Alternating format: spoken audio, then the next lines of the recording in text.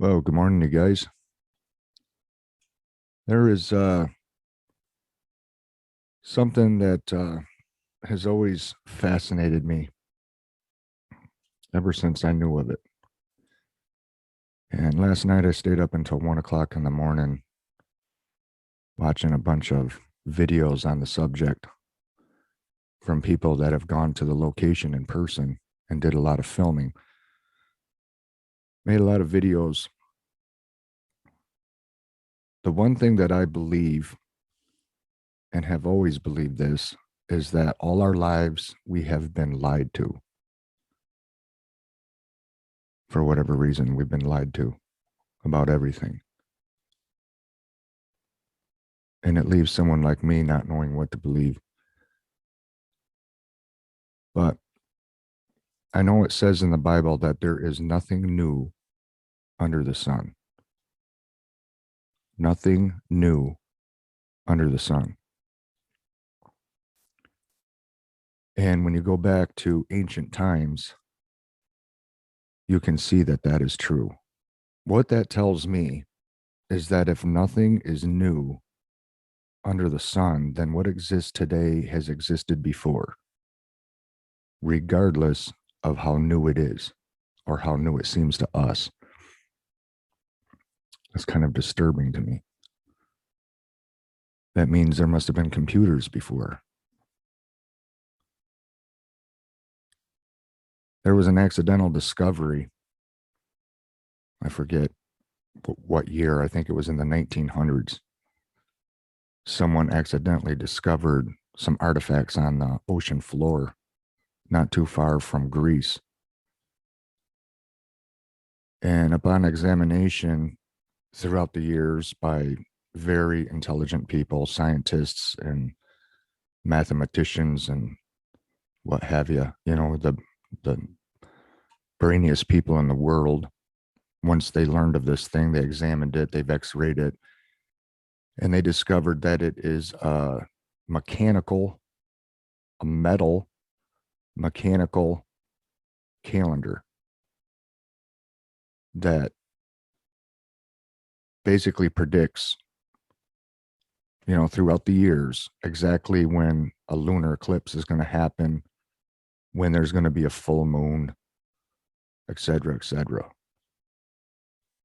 And they said that the thing is absolutely shocking at how precise and what a precision machine it was. And it's more than 2,000 years old. More than 2,000 years old. I would think that if anyone could think up this thing and how it operates, there's a whole hour and 45-minute long video on just how this thing operates. That if someone were to build it today, it would blow my mind. But to think that someone did it 2,000 years ago is just incredible. So when you look at things and people say, look how far we've come, look how far we've evolved. Really, when you think about it, you guys, we haven't. Take an old car from the 1920s and compare it to a modern automobile of today. What is different? It looks different. It's made a little different.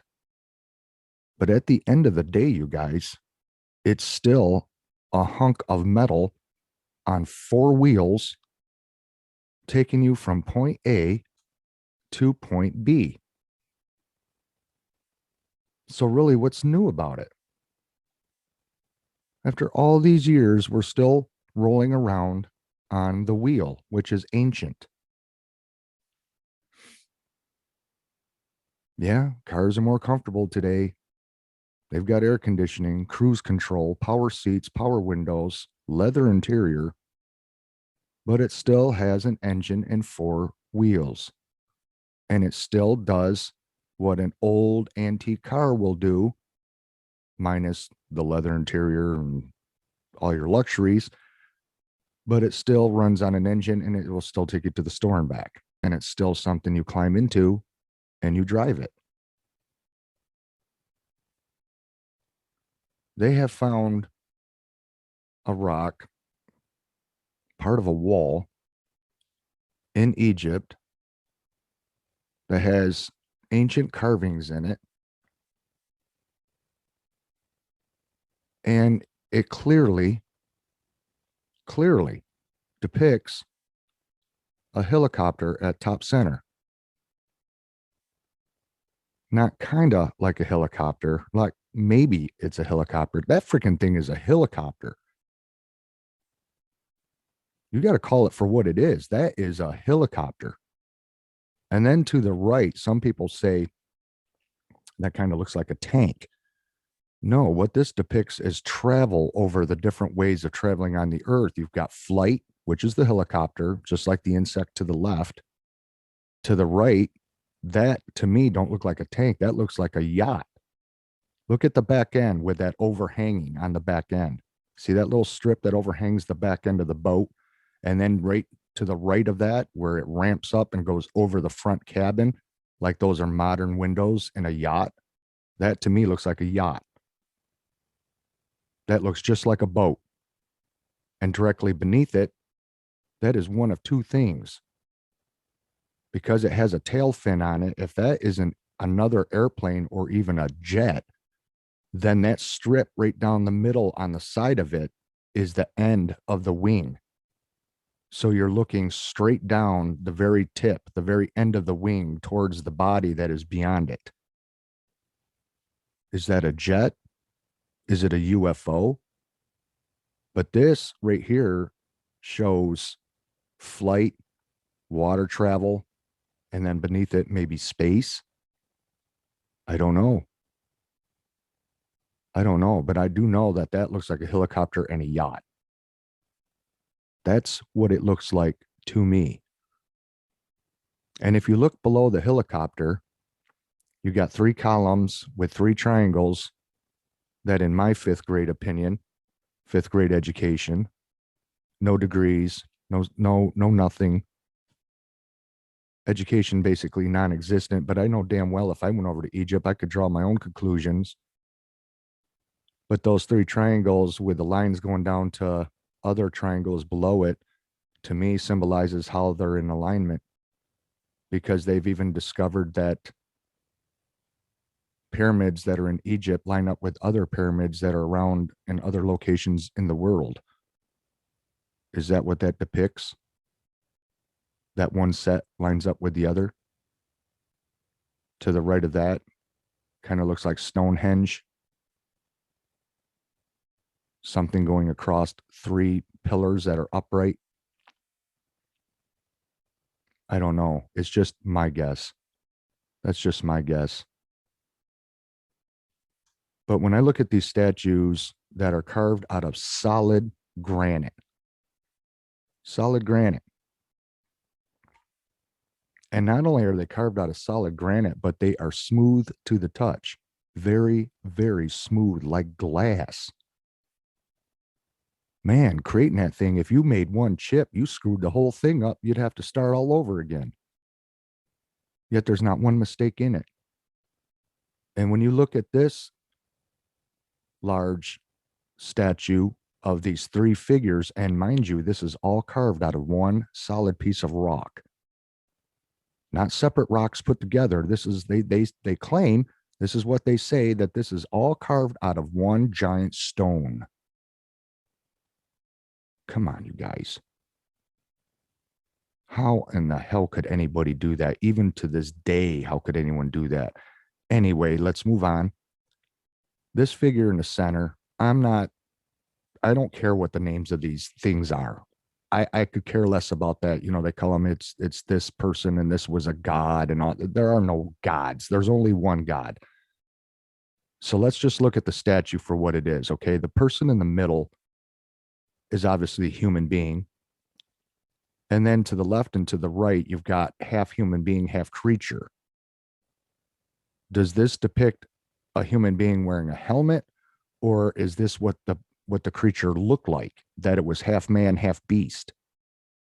And to me, when I look at this, and the one on the left has its left hand up towards the head of the center figure, and the one on the right has its right hand up to the head of the center figure.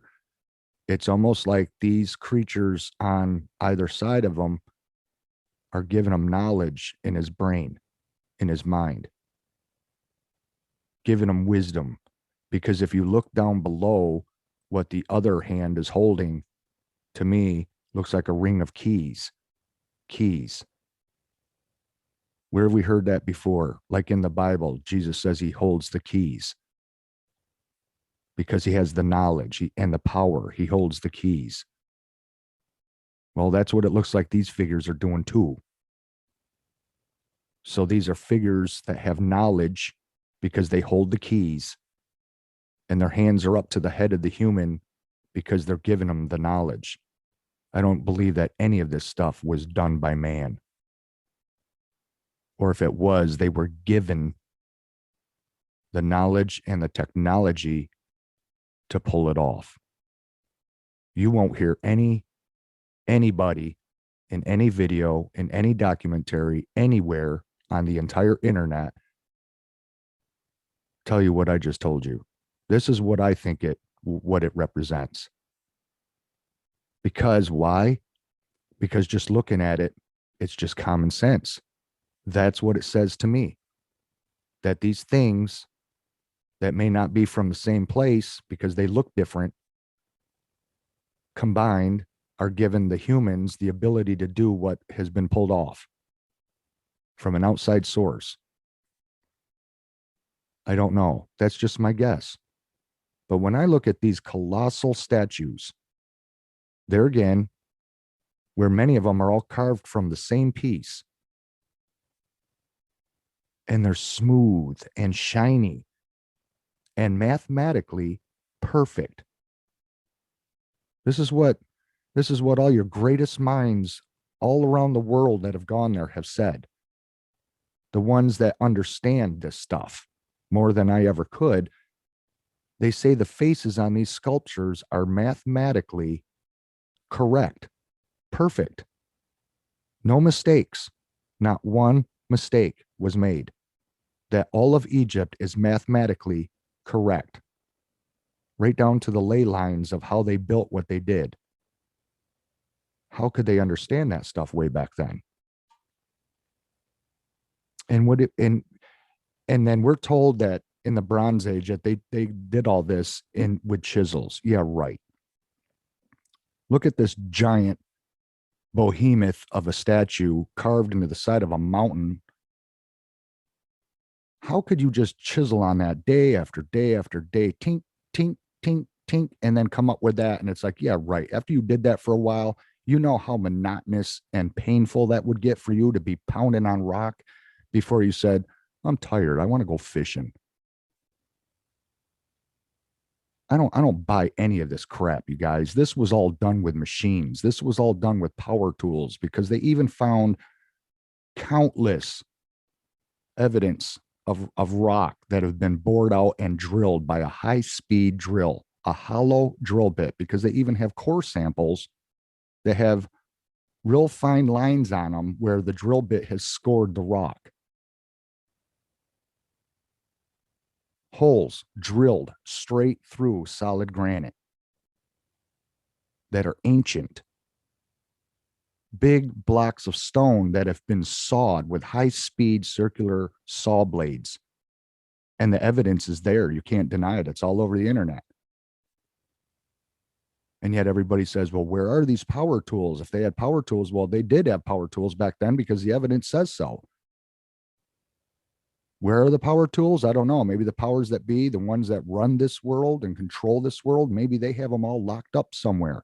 It's either that or whatever built this stuff took their tools back with them. I mean, that's what we would do, right? When you're done doing a job, don't you pack up your tools and put them away? Or if you leave a job site, you take your tools with you. You're not going to just leave them laying around. Hey, over here, Bob, I just found an extension cord. I got the saw blade. These were done by power tools and high spinning machines that can buff this stone to perfection so it has a sheen, that it shines and smooth as glass. You can't do that. You can't replicate that by hand. You can't polish something by hand to get that result. It cannot be done. It cannot be done. They had machinery and power tools all those years ago. But why would you go through the trouble, even with power tools, to build this stuff, to make this stuff? Why? What is the significance in it? Like, for instance, this naked statue. This is Greek in Greece. Why would you carve an entire statue out of solid rock of just a naked man? Here's the backside of him. Look at how perfect that thing is. An absolute masterpiece of art. But you go through all that just to make a naked man? For what? For what? What is the big deal? Were they really that bored? Or was there more importance to it? And then they got these smaller sculptures that are half man, half creature. I mean, when you look at a statue that has the body of a man, a human being man, and then it's got the head of a dog, well, isn't that depicting Dog Man that everybody talks about? Was it a real creature and they saw it back in those days, so they created it? Or is it some type of interdimensional alien that was half man, half dog? I don't know. I can only guess. But the block formations, the walls, the buildings. I mean, when you take this picture right here of making doorways, entryways, exits, whatever they are, there's 3 of them. Now, if you look at the bottom foundation rock and then the rock that's stacked up on top of that, look at the 3rd row directly above. They notched the top of the door out. Why wouldn't you just build the rocks up until you get it to the height you want it and then just lay a flat rock right across the top? Now you've got that rectangle. You don't have to notch the top stone. But no, they went through the trouble of notching out like 5 inches into the 3rd layer of stone. For what?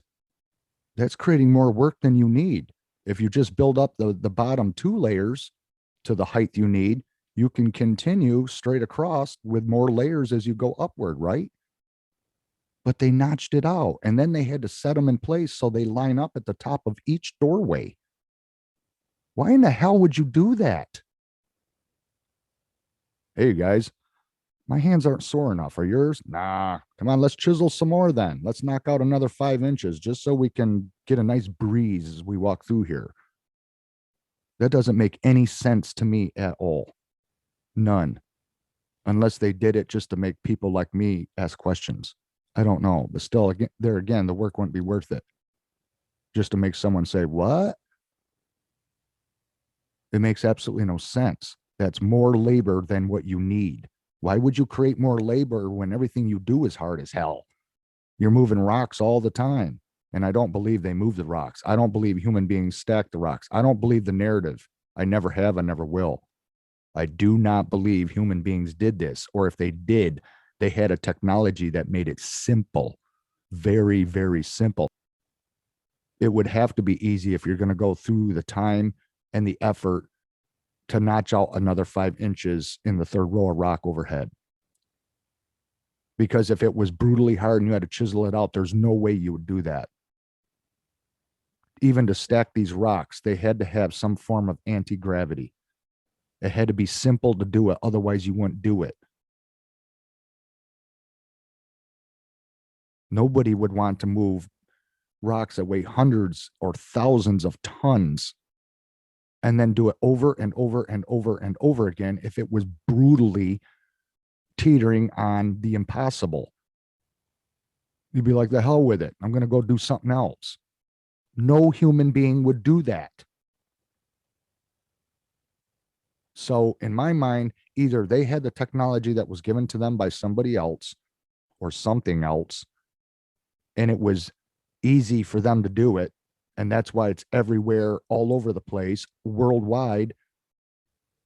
or something else did it.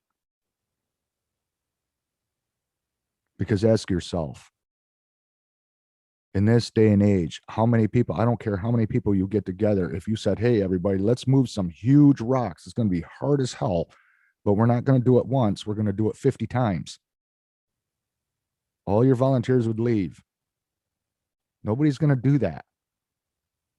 And it's not because people today are lazier than they were back then. People back then wouldn't have wanted, because humans don't change. They don't change. They said the F word in the 1800s like people say the F word today. Stuff don't change. People still have the same behaviors as they had back in ancient times. They still do the same thing. Look up pornographic Egypt. It's the stuff they won't show you in documentaries. They show sexual depictions of things that people still to this day do. So if people today wouldn't want to build this stuff, people back then wouldn't want to do it either. Does anybody think about that? We haven't evolved at all. We just do things differently, but it's not, we're not evolving. We're just doing it differently. But then when you think you've done something differently, you find out, no, because they did it back then too. Like drilling stone.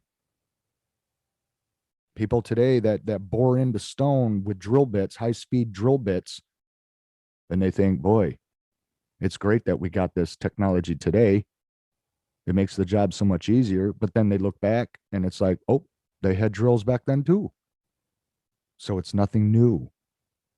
The drill bits and the drills just might look different, but they still had high RPM drilling capabilities 2,000 years ago. How do you explain that? They show the core samples even from the hollow drill bits.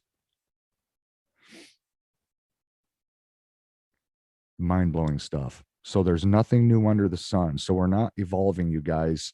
We're just doing stuff differently, but it's the same stuff that somebody somewhere has done long, long, long ago. And one day they'll discover that there had been computers before, just like the Baghdad battery. They found batteries in ancient times, and we still have batteries today. Nothing new under the sun. We're not evolving at all. Thanks for watching, you guys. We'll see you again. Bye-bye.